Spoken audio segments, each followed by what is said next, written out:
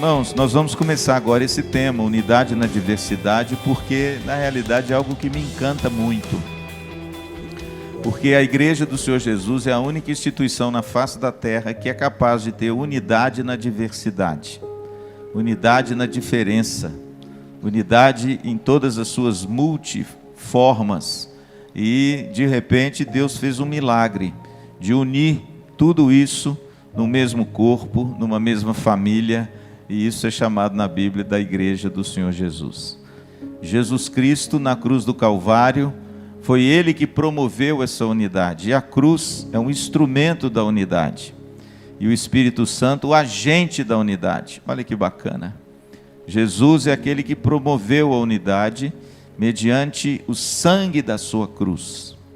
Por isso a nossa fé ela tem um símbolo muito sugestivo, que é a cruz. A cruz foi o instrumento que Deus usou para reconciliar o homem com Ele mesmo, e para reconciliar o ser humano com o seu próximo, e produzir um novo homem. É isso que diz Efésios capítulo 2, versículo 13, 14, 15 e 16.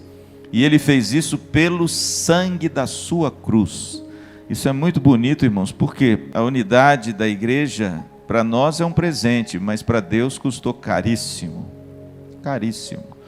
Nenhum ser humano seria capaz de entregar o seu filho, nem pelo sujeito mais bonzinho da face da terra. Mas a Bíblia diz em Romanos 5 que Deus prova o seu amor para conosco pelo fato dele ter entregue Cristo Jesus para morrer por nós, sendo nós ainda pecadores. Significa, irmãos, que a unidade da igreja, ela custou um preço muito alto. Para o pai, a morte do filho.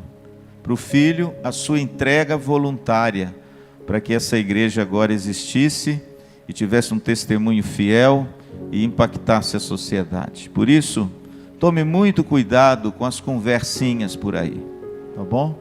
Tome muito cuidado com as exacerbações de alma, para a gente não criar divisão na igreja, contenda, litígio, não criar hostilidades, porque a unidade, irmãos, custou um preço muito alto. E quando a gente faz isso, irmãos, a gente entristece muito o coração do Pai, e diz o texto de Hebreus que você expõe a Cristo de novo à vergonha. Portanto, é muito sério a gente ser uma igreja unida, a gente ser uma igreja que experimenta essa unidade, e como diz a palavra de Deus em Efésios 4:3, nós preservemos essa unidade. Unidade é para ser preservada, unidade é para ser cuidada com muito carinho, porque ela é um presente maravilhoso. Deus falou ao meu coração para a gente estudar um pouco essa carta de Paulo aos Efésios, que é um tratado, primeiro sobre a igreja. É o maior tratado sobre a igreja do Novo Testamento, é a carta de Paulo aos Efésios. Essa carta é uma carta que fala sobre a sublimidade da obra de Cristo a ser realizada no coração do homem, juntando, aquilo que seria impossível juntar num só corpo, que é a família de Deus, a igreja de Cristo. Eu quero ler hoje do capítulo 1, do verso 1 até o 14 apenas. Nessa introdução que Paulo dividiu em duas partes, eu quero deixar para vocês, além de uma rápida introdução dessa carta.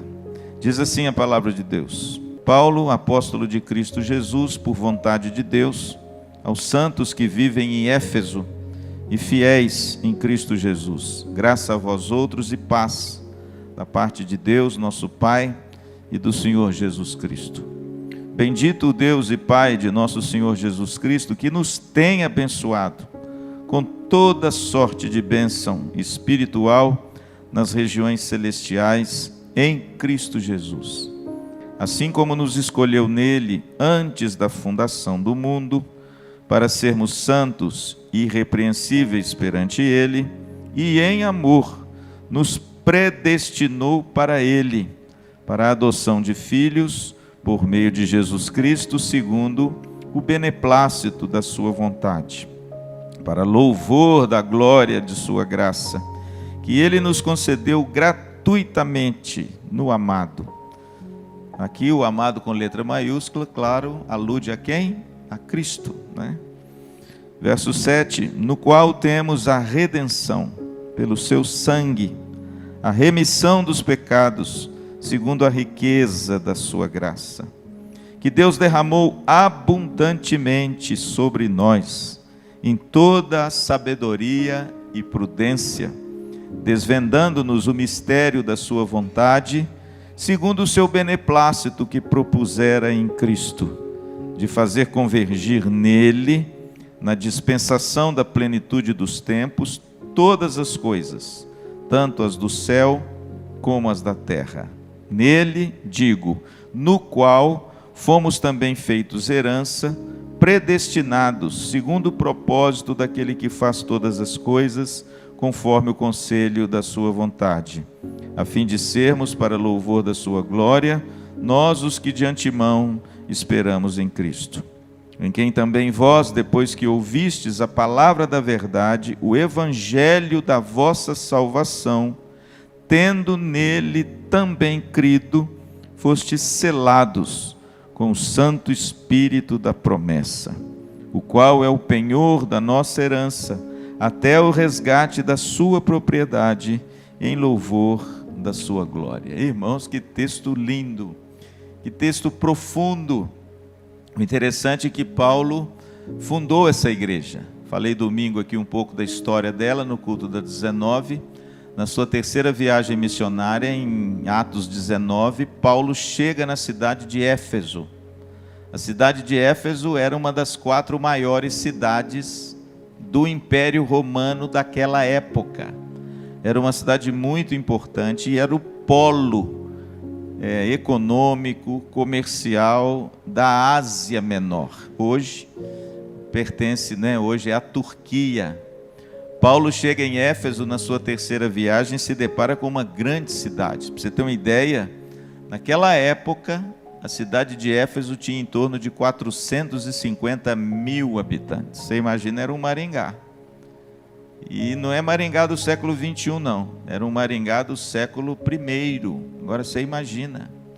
Era uma cidade pungente, era uma cidade de muitos intelectuais, era uma cidade onde graçava a filosofia grega, mas acima de tudo era uma cidade idólatra, pagã, porque em Éfeso tinha o templo da deusa Diana. Esse templo era considerado na época uma das 8 maravilhas do mundo.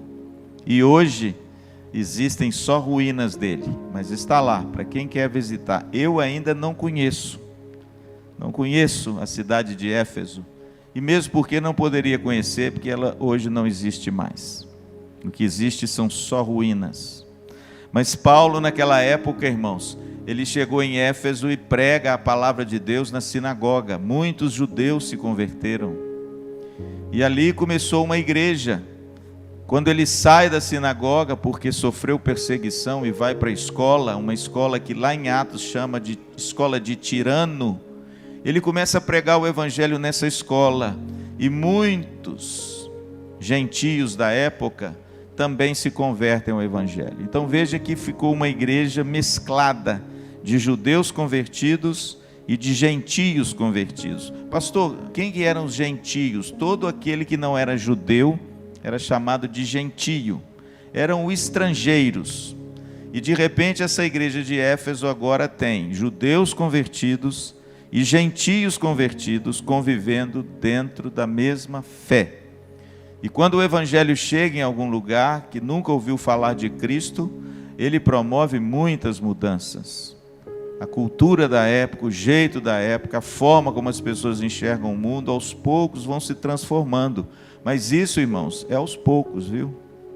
E Paulo enfrentou muitos problemas em Éfeso, assim como ele enfrentou também muitos problemas em Corinto, porque também era uma cidade muito idólatra, que não conhecia a revelação do Evangelho, não conhecia a palavra de Deus, os valores eram outros, a ética era outra. E aí quando entra o Evangelho é um choque, irmão, você entende isso? É um choque cultural, que o Evangelho promove algumas mudanças, norteia alguns comportamentos, mas a pessoa está acostumada a vida inteira a família, a uma tradição, e entra o Evangelho e muda tudo, e vem com uma mensagem, né, de amor, de esperança, de mudança, e não é da noite para o dia. Toda cultura onde o Evangelho chega, ele transforma, mas isso é com o tempo. É por isso que é bom você fazer sempre uma visita a um campo missionário. Eu acho que todo cristão deveria fazer uma visita ao campo missionário, porque o campo missionário te mostra a beleza que é o Evangelho entrando numa cultura, mas ao mesmo tempo a dificuldade que é para essa cultura se transformar, e isso é um processo que demora. Por exemplo, você quer ver? O nosso querido missionário Ronaldo Lidório, um homem conhecido internacionalmente, antropólogo, escritor, doutor em antropologia, linguista dos mais gabaritados do mundo. Ronaldo Lidório, ele foi missionário entre a tribo dos Concombas, uma tribo lá na África que nunca teve contato com o Evangelho e nem com o homem branco. E ele permaneceu lá muitos anos, ele conquistou a simpatia daquela tribo, e ele deu àquela tribo, naquela época, o que a tribo não tinha, o quê? Uma escrita. Eles não tinham escrita. A linguagem deles era só falada. E ele, como linguista que era, ele montou um vocabulário para aquela tribo, para eles começassem a escrever, e ensinou eles a escrever. E depois que ele fez isso, sabe o que ele fez? Ele traduziu o Novo Testamento na língua deles. Você imagina um negócio desse, irmãos? Hoje existe a Bíblia na língua Concombas. E hoje existe não só uma igreja entre os Concombas. Hoje, meu presbítero, existe um presbitério entre os Concombas. Várias igrejas, vários pastores formados em seminários presbiterianos estão lá nos Concombas por causa de Ronaldo Lidório. Só que quando ele chega na tribo, os homens da tribo tinham 4, 5, 6 mulheres.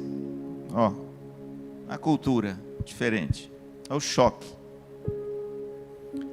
Como é que o sujeito vai escolher qual delas agora? Você imagina, irmãos, o drama disso. E o Evangelho não pode chegar para demolir, para destruir, para avassalar uma cultura. Ele tem que chegar aos poucos, para que durante os anos as pessoas tomem consciência de que não, o correto é uma só esposa. Mas e aquele que já viveu muitos anos com as suas 6, tem filho com todo mundo? Qual que ele vai despedir e mandar embora? Então o Ronaldo Lidório, irmãos, ele tem casos engraçadíssimos, contando que ele tinha que pregar o Evangelho e o cara sentado lá ouvindo, com as mulheres tudo do lado.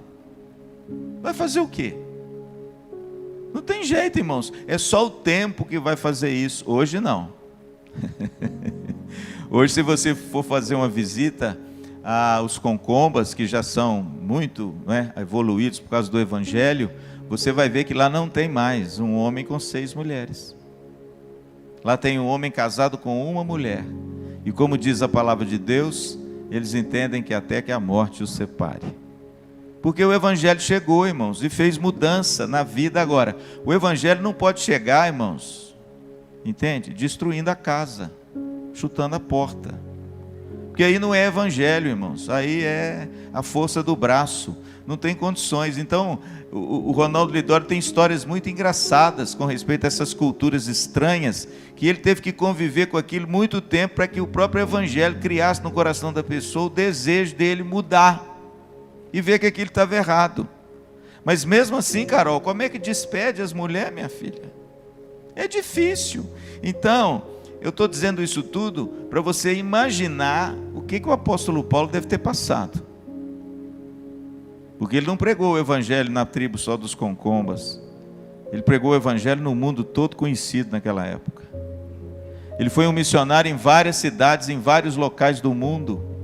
E todo local que o Evangelho chegava, irmãos, a cultura era uma cultura diametralmente oposta aos valores benditos de Deus na sua palavra.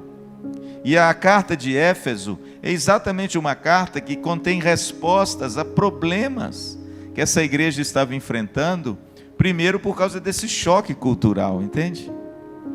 Há um choque. É por isso que Paulo, nessa introdução, no verso 3 a 14, ele narra de forma muito bonita, como um louvor que explode do seu coração, mostrando os benefícios da salvação na vida do crente.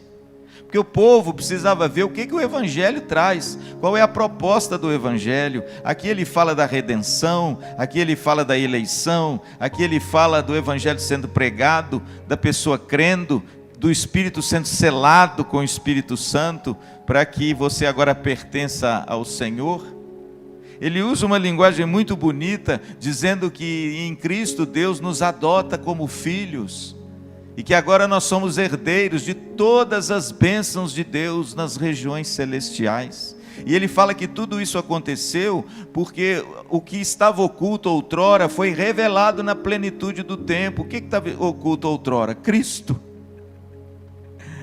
Cristo veio, Cristo chegou, a promessa chegou. E ele narra isso aqui de forma muito bonita. O que estava oculto lá, os nossos olhos agora viram, e nós experimentamos essa bênção maravilhosa que nós temos em Cristo Jesus.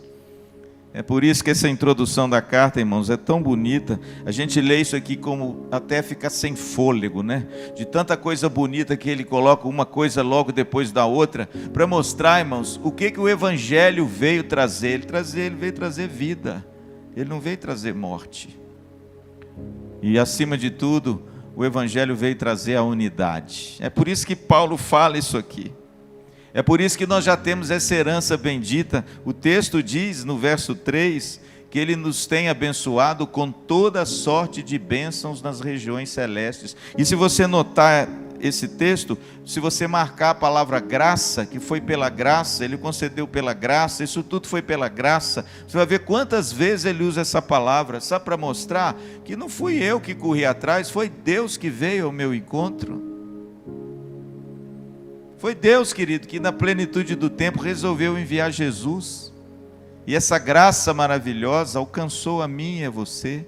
E Paulo aqui louva essas bênçãos que temos em Cristo Jesus. Para quem, pastor? Para a igreja de Éfeso, para o pessoal entender o que o Evangelho produz e veio trazer ao coração das pessoas. Irmãos, a gente está se esquecendo disso hoje. A gente está tão preocupado em receber bênçãos materiais, que a gente se esquece do verso 3 aí na sua Bíblia. Olha o que diz: bendito Deus e Pai do nosso Senhor Jesus Cristo, que nos tem abençoado com toda sorte de bênção espiritual. Espiritual. Deus não tem compromisso de trocar o seu carro, entende? Deus não tem compromisso de fazer você assim, um vitorioso em todas as áreas da sua vida. Isso é conversa fiada para atrair gente. Deus não tem compromisso, querido, de te dar uma casa nova. Ele pode até dar, né? Ele pode até prosperar você, claro. Mas Ele não tem compromisso com a sua palavra. Isso não é promessa do Evangelho. Promessa do Evangelho são as bênçãos espiritual. E Ele elenca quais são essas bênçãos nessa introdução. Ele fala da eleição. Olha que bênção. O que é isso, pastor? Deus escolheu você. Foi Deus que escolheu você. A Bíblia, o texto fala da remissão dos pecados, do perdão. Olha o que diz o versículo 7. No qual temos a redenção pelo seu sangue, a remissão dos pecados, segundo a riqueza da sua graça. Qual que é a segunda bênção que Deus tem para nós no Evangelho? O perdão. Você quer coisa mais preciosa do que isso? Éramos inimigos de Deus. Existia um escrito de dívida contra nós, está lá em Colossenses capítulo 2. E o texto diz que na cruz Jesus rasgou esse escrito, reconciliando o homem com Ele. Através do que, pastor? Do perdão. Temos o perdão, irmãos. Que coisa gloriosa é o perdão. Que coisa boa é saber que Deus é um Deus que tem um bloco bem grande de folhas, e que quando essa folha às vezes fica muito cheia, Deus é poderoso para rasgar e começar de novo a nossa história. Sabe o que é isso? Perdão. Perdão é a possibilidade de uma folha em branco. Perdão significa que por mais que a gente tenha pecado, se há arrependimento, se realmente a gente se arrepende e se volta para Deus, Ele perdoa. Que coisa interessante. O ser humano tem muita dificuldade de perdoar. Tem pessoas que não conseguem perdoar, sabia, Tiago? E pessoas cristãs. Tem gente crente, irmãos, que não consegue perdoar. Eu já ouvi muito isso no meu gabinete. Pastor, eu sei que eu preciso, mas eu não consigo. Porque uma coisa, irmãos, é o assentimento intelectual. Outra coisa é aquilo que você sabe ser posto na prática. O Evangelho, irmãos, ele não é apenas na cabeça. Como diz o Dr. Roger Olsen, no seu livro História da Teologia, o Evangelho, ele veio trazer luz na cabeça, mas ele também veio trazer fogo no coração. Mas por fim, ele veio estender as nossas mãos. Sabe o que ele está dizendo de forma até poética? Que o Evangelho não pode ficar só na cabeça e nem só nas emoções. Ele tem que descer para a sua vida prática, seu cotidiano, lá na sua casa, lá no futebol que você joga, na escola que você estuda, na empresa que você trabalha. Em qualquer lugar, irmãos, o Evangelho tem que ser posto na prática, porque ele é vida, ele não é um assentimento intelectual. E o interessante, irmãos, que é isso que Paulo buscou a escrever a carta aos Efésios. O Evangelho é algo que transforma o homem e nos abençoou com muitas bênçãos. Diz ele no verso 3, bênção espiritual nas regiões celestes. Nos tem abençoado. Sabe o que significa isso? A partir do momento que nós nos apropriamos dessa graça maravilhosa em Cristo e devotamos a Ele a nossa fé e serviço, pronto, irmãos, o baú é aberto. Coisa linda, hein? Tem um baú, viu? Cheio de riqueza esperando você. E esse baú é aberto quando Cristo ilumina você, e aí o selo do Espírito Santo garante que você é penhor para a glória dele, né? Isso é muito bonito, irmãos. Por isso a gente não fica, sabe, você não precisa ficar correndo atrás das coisas demais. As bênçãos que nós temos são infinitamente superiores do que uma coisa material, né? Nós já somos abençoados com toda sorte de bênção nas regiões celestes em Cristo Jesus. Sabe o que o texto está dizendo? Que nós somos selados. Olha aqui, verso 13.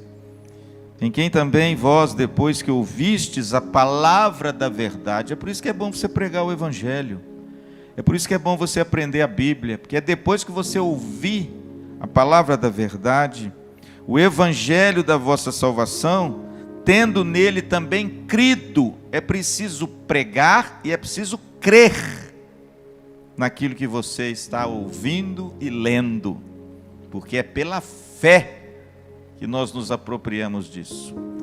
E ele diz, olha o que ele diz agora: fostes selados com o Espírito Santo da promessa, o qual é o penhor da vossa herança. Quem já empenhou ouro na Caixa Econômica sabe o que é isso.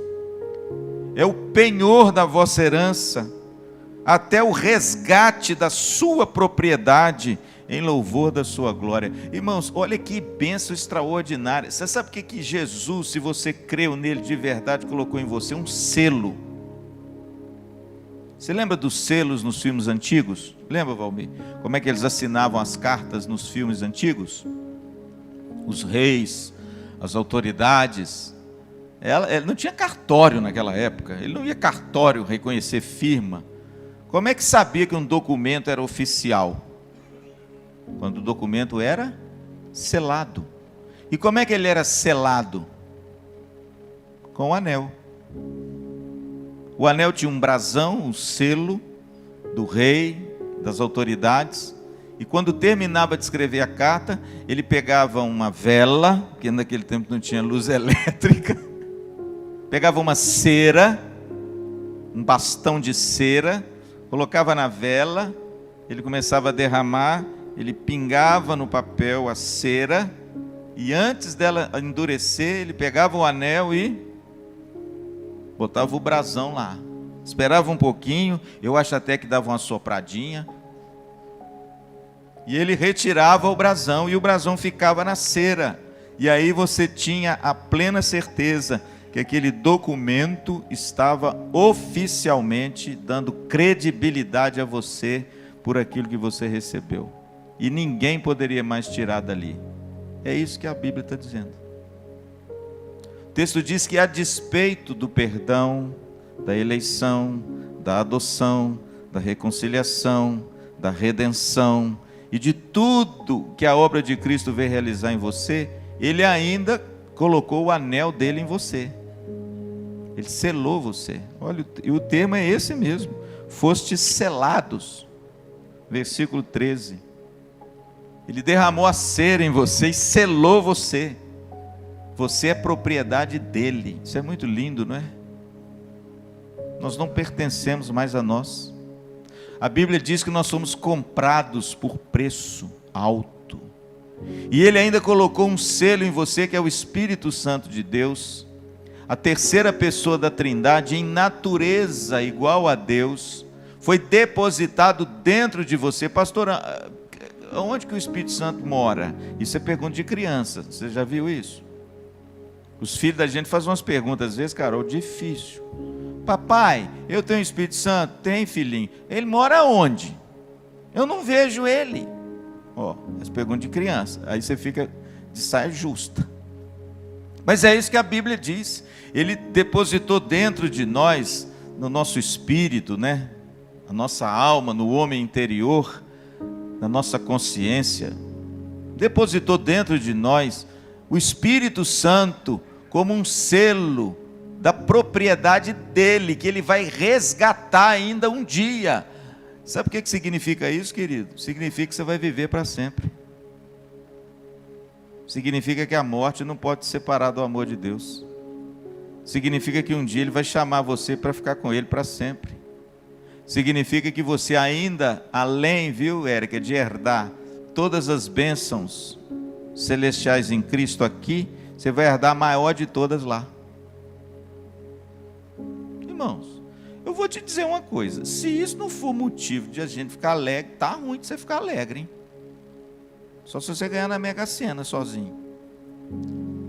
Porque isso, irmãos, é um motivo de muita alegria. Sabe o que Deus falou aqui em Efésios, Paulo? Deus selou você com o Espírito Santo, você tem o Espírito dentro de você, para auxiliar você, para ajudar você. Ele é o consolador, Ele é o auxiliador, para fazer aquilo que você sozinho nunca vai conseguir fazer, mas eu vou te dar essa deixa. Eu vou colocar em você o Espírito Santo, que é Ele quem vai te guiar a toda a verdade, é Ele que vai te ensinar, é Ele que vai te santificar, é Ele que vai preservar a unidade, é Ele que vai fazer aquilo que você nunca poderia fazer por si mesmo. E de quebra, quando você morrer, eu vou te pegar de volta, porque você é meu. Aí, irmãos, cá para nós, diante de tanta coisa maravilhosa, as coisas do mundo perdem um pouco seu valor, não perde? Hein, Érico? Não perde? Não perde. Não é que perde. Ah, gente, me entenda. Não é que perde, mas é que são colocadas nos seus devidos lugares, com as devidas afeições naturais de um coração de um homem que foi alcançado pela graça de Deus e sabe que a maior riqueza dele não é nada disso aqui, embora também seja. Entende? Tereza é a minha riqueza. Tereza é a riqueza minha. Eu sem a Tereza, meu filho, eu sou um menino perdido. Tereza é minha riqueza. Alice é minha riqueza. Minha riqueza. Mas, irmãos, são riquezas colocadas nos seus devidos lugares de riquezas. Entendeu, Gabi? Tem gente, quando perde alguma coisa nesse mundo, irmãos, desespera, descabela, quer morrer. Sabe o que é isso? É você colocando a sua riqueza no lugar errado. Só isso. Se você entender a riqueza que você já tem, e se você entender a carta de Paulo aos Efésios, você nunca mais vai ficar triste quando deixar de ter alguma coisa, ou quando de repente aquela coisa não for o que você espera. E você nunca mais vai ter essa alegria esfuziante do sujeito entrar em parafuso quando você recebe alguma coisa e acha que aquilo é a coisa mais importante da sua vida. Parece que os negócios se equilibram, entende? você viva uma vida equilibrada. Nem muito lá, nem muito cá. Deixa eu ler para vocês o verso 1 e 2 e fazer só uma pequena aplicação aqui. Toda carta do Novo Testamento, ela começa geralmente com uma saudação. Isso é normal. Saudação é o preâmbulo da carta. Mas nessa aqui, Paulo destaca algumas coisas interessantes que eu quero só concretizar e terminar. Ele diz assim: Paulo, apóstolo de Cristo Jesus, por vontade de Deus, aos santos que vivem em Éfeso e fiéis em Cristo Jesus. Veja que nessa frase, Paulo reitera algumas verdades que ele precisa agora explicar e vai explicar durante toda a carta. Primeiro, o texto diz que Paulo reitera a vocação divina da sua missão e autoridade. Por quê? Porque na igreja de Éfeso, quando Paulo escreve essa carta, ela estava sendo posta em xeque, em dúvida. E uma das poucas cartas de Paulo que ele começa assim é a carta de Éfeso. Assim como, pastor, Paulo, apóstolo. Olha o que ele escreve aqui, de Cristo Jesus. Pastor, por que Paulo já na saudação ele faz questão de dizer que ele é um apóstolo? Porque falsos mestres se introduziram naquela igreja na ausência de Paulo e estavam minando, destruindo a autoridade apostólica de Paulo. E ele começa a carta, irmãos, em alto e bom tom, dizendo o seguinte: olha, quem escreve a vocês é Paulo, e eu sou apóstolo de Jesus Cristo. E para enfatizar que ele é apóstolo de Jesus Cristo, olha o que ele diz depois: por vontade de Deus. Isso significa, irmãos, que a vocação nossa como cristão, seja ela para exercer qualquer tipo de dom, ela é uma dádiva, uma graça que Deus te chama pela vontade dele. É Ele quem nos chama.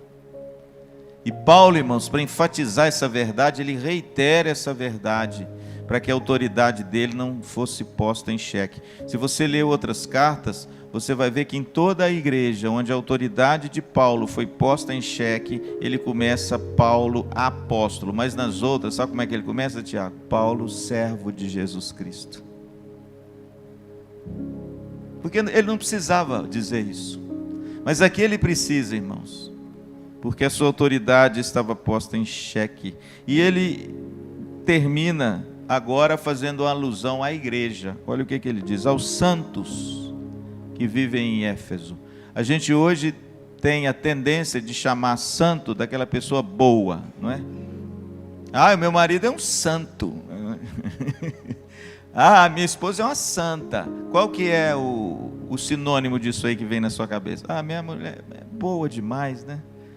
Só que a palavra santo nos lábios de Paulo aqui, ela não tem nada a ver com atributo moral.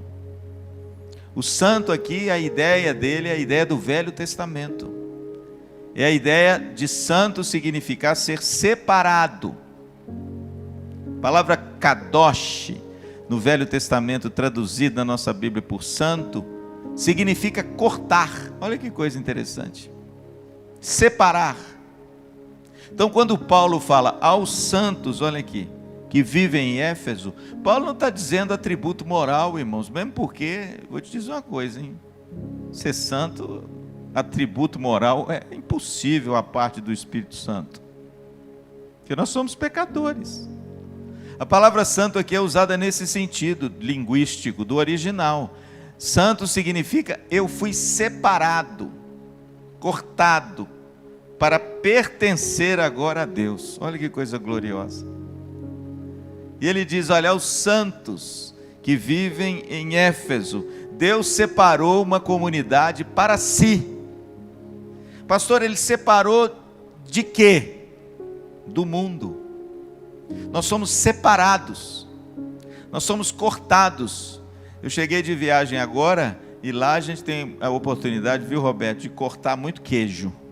E mineiro adora cortar queijo. Isso é umas coisas que mineiro gosta de cortar, é queijo. E lá a gente teve a oportunidade de cortar queijo. Então você corta o queijo, você separa uma parte para você, embrulha e leva. depois você come. É exatamente o que significa a palavra santo, cortado, separado. Você foi tomado de uma parte e trazido para uma outra parte. Por isso que a Bíblia diz que nós não mais pertencemos a esse mundo, embora vivemos nele. Nós somos separados. Para quem? Para Deus. Olha que coisa linda. O texto diz: os santos e fiéis em Cristo Jesus. Porque aquele que é separado, agora deposita a sua fé, deposita a sua esperança, deposita a sua fidelidade em Cristo Jesus. Paulo reitera a existência da igreja como coletividade, separada por Deus para a glória dele. Ele fala em vários momentos aqui nessa bela introdução.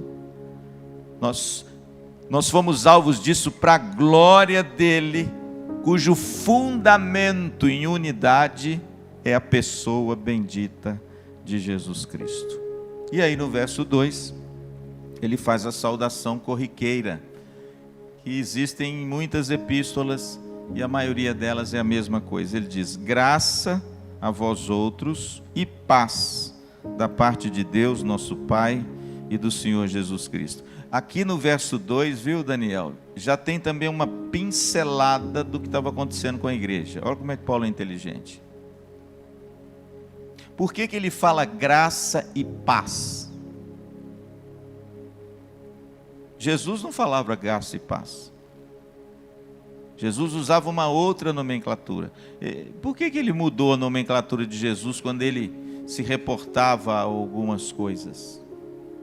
Por que ele introduziu graça e paz? Porque a igreja vivia uma divisão, desunião, inimizade. E ele na introdução já faz a saudação dizendo: eu desejo a vocês graça e paz. Por quê? Porque o fruto da unidade é a paz. E quando não há unidade, há guerra, divisão. Então veja, irmãos, que nessa pequena introdução, Paulo já elenca algumas coisas que ele vai discorrer ao longo de toda a sua carta. E principalmente o capítulo 1, verso 3 a 14, que ele discorre sobre a obra redentora de Cristo no coração dos crentes. O meu desejo, a minha oração, viu, querido, nessa caminhada, é que o estudo dessa bela carta inunde, inflame o seu coração de amor por Cristo, pela obra de Cristo, pelo Evangelho de Cristo, pela Igreja de Cristo, e ajude você e a mim a preservar essa riqueza que nós recebemos e nunca destruí-la. Amém?